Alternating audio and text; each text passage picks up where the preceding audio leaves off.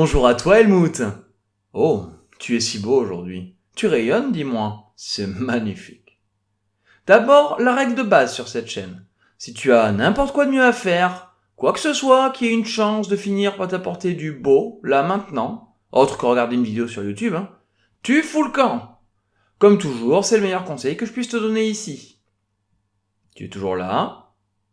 Ok. Dans cette vidéo, on va aborder des notions aussi diverses que la beauté, l'éternité, ou encore, bien plus prosaïquement, la vente. Une de ces notions est plus importante que les autres, et je crois que c'est assez évident. Commençons donc par poser un constat. Nous avons tous une tendance naturelle à être attirés par le beau et à fuir la laideur, sauf si nous décelons dans l'avenir une récompense à la hauteur de cet investissement.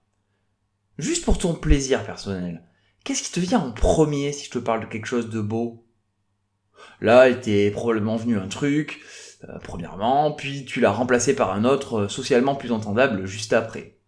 Alors rassure-toi, personne ne te juge ici, mais si c'est ton cas, ça va être intéressant pour la suite. Garde ça en tête. Pour que tu aies de la matière pour cette suite, on va d'abord faire un petit jeu ensemble. On va te faire déterminer 3 choses belles pour toi. Tu pourras même mettre ta liste en commentaire si tu veux, ça pourrait être intéressant. Ça aura l'avantage d'être à la fois agréable, oui, je te fais passer une bonne journée. Et ça t'aidera à appréhender la suite. Et même qui tu es. Et ça, c'est jamais un mal. Trouve un très beau souvenir. Maintenant, un bel objet. Et maintenant, pense à une personne belle. Bon, si les deux derniers sont une seule et même chose pour toi, tu es définitivement un psychopathe. Tu peux donc ne pas mettre un pouce bleu à cette vidéo et la quitter tout de suite. Trêve de plaisanterie, beaucoup pensent que la psychologie humaine est extrêmement complexe et tentaculaire, à la limite de l'insondable, un mystère entier pour toujours. Et honnêtement, si ce n'était pas le cas, ça ferait belle lurette qu'on aurait écrit un bouquin, que son auteur serait milliardaire et ça se saurait. Pourtant, on est si prévisible à l'échelle des statistiques générales, et en première approximation, il y a 1 ou 2 leçons très utiles pour faire 1 ou 2 pas de géant sur ce domaine essentiel dans notre vie. Comprendre nos choix et ceux des autres. À ce propos, dans cette vidéo, je ne vais me concentrer principalement que sur des tendances générales, et très peu sur des cas particuliers. Mais si, évidemment, la règle ne dit rien des exceptions, et que la nature même du vivant d'ailleurs tend à produire de la variabilité, ça n'enlève rien au constat statistique. Tu es unique, oui, comme tout le monde. De plus, si un modèle a nécessairement des défauts, il doit être jugé avant tout sur son efficacité pratique.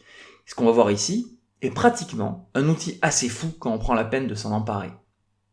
À chercher constamment la perfection, on peut se perdre dans la catalepsie et ce n'est pas ce qu'on va faire ici. On va rester accessible et chercher un concept efficace, car il est des concepts clés assez puissants pour coloniser de très nombreux champs d'application.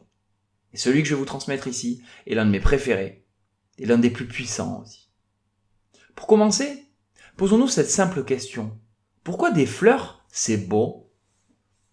Les fleurs sont souvent couvertes de couleurs chatoyantes, sont accompagnées d'odeurs agréables. La plupart du temps, venez pas me parler de l'arôme tacheté et des odeurs cadavériques qui l'accompagnent et qui concourent à sa pollinisation.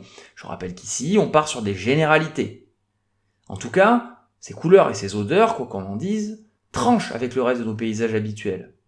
Et déjà, ça fait du bien par ce simple fait-là. Ça stimule notre attention, ça excite notre système anticipatoire finalement, comme j'en ai parlé d'ailleurs dans mes 2 dernières vidéos, si vous avez envie d'aller voir. Mais ce n'est pas là ce qui va nous éclairer aujourd'hui, pas du tout. Si les fleurs sont belles, c'est parce qu'elles portent une promesse. Demandez-vous juste une seconde. Une fleur, ça va devenir quoi après ? C'est ça, un fruit, une ou des graines.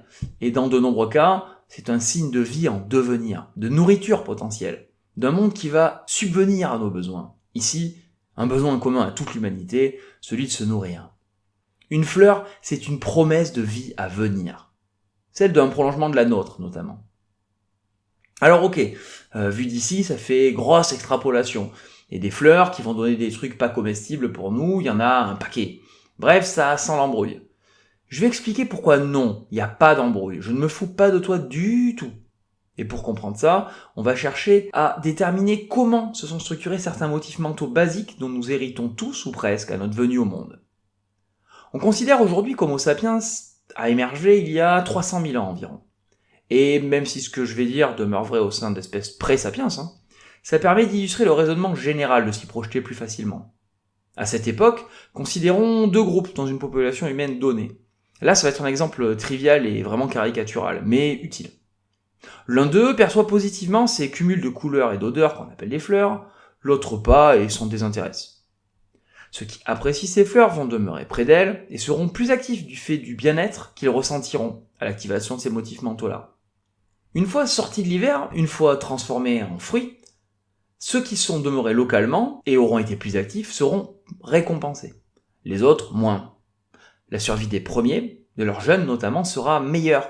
Ils transmettront donc ce motif mental, et celui-ci tendra à se répandre au sein de l'humanité. Plus que son absence, en tout cas. Deux précisions ici. Oui, un motif mental, d'autant plus qu'il est simple, peut être transmis génétiquement. Même chez de très jeunes bébés, on a pu mettre en évidence des précablages associés à une compréhension intuitive, par exemple de la physique du monde. On a même pu mettre en évidence, à l'aide de lasers organisés en triangle simulant un visage, que l'embryon d'un intérêt existe pour les visages chez des enfants non encore nés, dans le cadre de la vie utérine, en transmettant cette lumière à travers la peau du ventre de la mère. Difficile alors d'invoquer l'influence d'une imprégnation sociale à ce stade. Deuxième précision, plus légère celle-ci. Oui, tout ce qui dérive d'une fleur, pour un biologiste, ça s'appelle un fruit. Une courgette, une citrouille sont donc des fruits. Enfin, en biologie, ça reste des légumes culinairement parlant, on est d'accord. Inutile de ramener sa science si le contexte n'accorde aucun intérêt à une définition donnée. Allez pas passer pour des idiots. Un gna gna, les tomates c'est des fruits. Un gna gna, non c'est des légumes. En quoi ça éclaire la discussion à part pour imposer votre autorité intellectuelle avec votre partenaire de discussion? Ceci étant, vous l'aurez compris, le concept de fleur égale bon est codé dans votre cerveau. Et de nombreux autres signalements du printemps sont les messagers de l'avenir agréable associé. Ils sont des porteurs de promesses. Le beau est la sensation associée à la reconnaissance dans le monde de la promesse du bon. Le beau, c'est voir le bon à venir. Pour autant, ces systèmes mentaux simples, advenus dans des périodes si reculées, s'activent aussi lors de stimulations qui n'ont aujourd'hui rien à voir. Ainsi, un tableau poinçonné de couleurs, comme pour une œuvre impressionniste par exemple, peut voir ressurgir la sensation de beauté associée, alors que la promesse de bon à venir n'est pas là. On peut se faire avoir par de fausses promesses. Bien des œuvres d'art peuvent s'expliquer ainsi par le fait qu'elles constituent une super simulation de ces motifs mentaux tournés vers la reconnaissance des promesses du monde, vers les proxys des jours meilleurs à venir. Par les pareidolie qu'elles constituent, le fait qu'elles soient de magnifiques fausses promesses. Ne nous y trompons pas, le précablage de notre cerveau s'est établi dans une époque où le monde moderne n'était pas. Le comprendre nécessite donc le plus souvent de se replonger dans le mode que nous occupions il y a 100 000 ans au moins, et pas le monde fantasmé d'il y a 100 000 ans, celui que nous raconte l'anthropologie. Et il faudra faire pour ça un effort bien plus conséquent que celui du pauvre exemple que j'ai pris avant. Notre monde moderne fait donc allègrement rejouer ces motifs mentaux pour nous inciter à aller vers certaines choses. Non, des gens qui dansent après avoir senti l'odeur d'un shampoing, ce n'est pas réaliste. Oui, c'est du marketing. Mais ça marche quand même. C'est pourquoi je crois que le marketing a beaucoup à nous apprendre sur la psychologie humaine. Et réciproquement, comme le savent tous les bons marketeurs. Résumons-nous. Si nous trouvons quelque chose de beau, c'est parce qu'il porte la promesse perçue du bon. Et le bon pour nous, c'est notre pérennité. Prenons un autre exemple.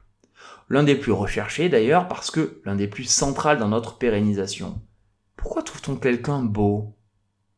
Commençons par l'aspect physique, bien que celui-ci ne soit dans les faits pas dissociable des autres traits qu'un potentiel partenaire nous donne à voir. Premièrement, on peut remarquer qu'on apprécie les visages moyens. Moyens pour nous. Je m'explique. On apprécie la moyenne des visages auxquels on a été confronté durant notre vie. Peut-être là une explication pour notre attraction pour la symétrie des visages. Peut-être même une part de l'explication de la tendance à l'harmonisation des personnes reconnues comme belles à l'heure de la démocratisation d'Internet. Bon, ça et le soft power des différents pays qui jouent un chouïa aussi.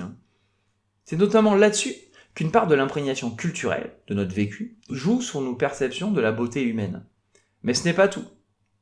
Deuxièmement, nous apprécions les signes d'une bonne santé, notamment à travers les divers proxys de la jeunesse, comme la quantité de cheveux d'un homme, pourquoi pas, et ceux associés à la capacité de pérenniser la vie, comme la poitrine d'une femme, la largeur de ses hanches, le regard ténébreux d'un homme qui nous renseigne indirectement sur la difficulté d'accès à ses yeux au choc qu'ils pourraient recevoir, sont tout autant d'exemples assez classiques. Enfin, il y a bien d'autres critères que le physique qui peuvent jouer, soit du fait de notre tendance à aimer ce qui tranche avec le quotidien, la promesse d'une stimulation qui demeurera dans le renouveau de ce quotidien notamment, celle qui excitera notre système cérébral d'anticipation, mais aussi tous les autres critères qui font que nous pourrons subsister dans une société humaine, ceux qui promettent de diffuser, de perpétrer une part au moins de ce que nous sommes, jouent dans le sens de l'éveil d'un amour instinctif de l'autre. La reconnaissance sociale est un critère qui ajoute à notre beauté. Oui, la popularité peut vous rendre plus belle, plus beau. Finalement, c'est l'idée selon laquelle nous engendrerions un être robuste qui va compter dans le jeu social à venir si nous nous unissions à l'autre, qui fera émerger le sentiment amoureux premier, instinctif. Et il va de soi que si certains aspects sont universels dans une reconnaissance de facteurs qui servent cette promesse-là, et sont donc des critères de beauté, ou de laideur d'ailleurs, quasi universels, comme ceux associés à la santé, on l'a déjà dit, d'autres ont des pondérations très liées à notre vécu culturel et à ce que nous considérons comme efficace pour réussir, ou encore ce que nous considérons comme essentiel à dire notre identité. C'est pour cette raison-là qu'il n'y a pas de partenaire parfait général dont on puisse dresser un portrait robot. Sauf pour les critères les plus universels, ceux dont on dira qu'ils sont objectivement beaux, mais qui en réalité sont plutôt démocratiquement beaux. Encore une fois, ce qui est beau, c'est ce qui porte la promesse du bon, de la persistance de ce que nous sommes, d'une part de l'information qui nous anime. Reprenez vos 3 exemples du début. Faites pause et réfléchissez-y un moment. Pourquoi sont-ils beaux pour vous ? Quelle valeur chère à votre identité ou à ce que vous considérez nécessaire à votre pérennisation supporte-t-il ? Faites pause, faites-le vraiment. Autorise-t-il votre survie ? La poursuite dans le futur d'une part de vous ? Ou la diffusion d'une partie de ce que vous êtes ? Si vous prenez le temps de faire cela, vous devriez sentir que cette analyse est pertinente. Mieux, si vous trouvez en quoi ça fait écho aux actes des autres, quand vous analyserez leurs actions, vous décèlerez leurs raisons profondes d'agir, celles qu'on enrobe avec plus ou moins d'habileté d'un paquet bien lisse et bien brillant, celui du socialement acceptable, pour construire l'image qui est la nôtre, même auprès de nous-mêmes. Cette base étant posée, venons-en au cœur du sujet, le marketing. Si vous voulez vendre quelque chose à quelqu'un, il doit le trouver beau. Là aussi, ça peut passer par une reconnaissance sociale. Les autres disent que c'est beau, c'est sûrement beau. Mais c'est surtout qu'il faut éveiller ça chez le potentiel acheteur, chez le prospect, par la stimulation des motifs mentaux qu'il possède et qui vont en ce sens. Il faut lui dire dans le sous-texte, dans les symboles associés, que son acquisition est une porte ouverte sur sa pérennité. Il faut lui vendre un morceau d'éternité, ou la mise en échec de son annihilation pourtant certaine. Si vous devez vendre un stylo, ne vendez pas ses qualités techniques.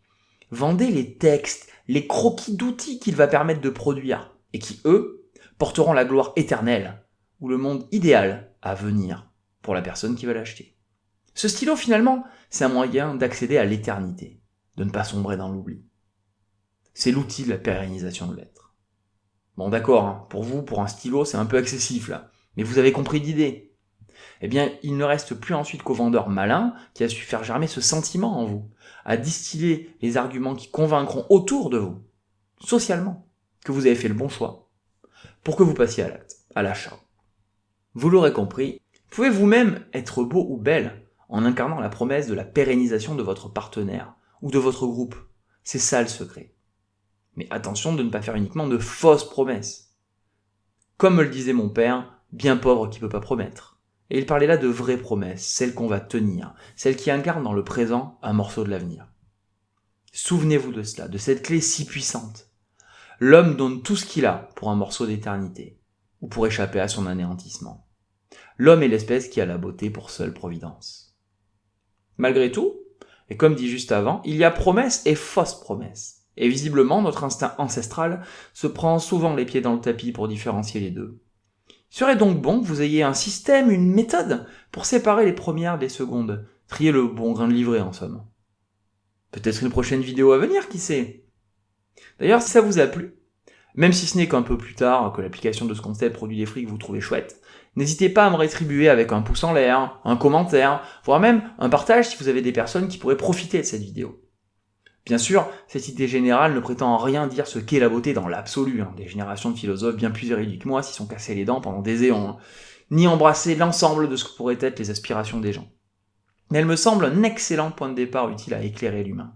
Ciblez-en les limites et développez vos idées en commentaire, ça sera utile à tous et ça constituera un complément excellent pour la vidéo. Si ça vous a plu, abonnez-vous pour ne rien manquer de la suite. Moi je vous dis à bientôt sur Dualité et d'ici là, portez-vous bien.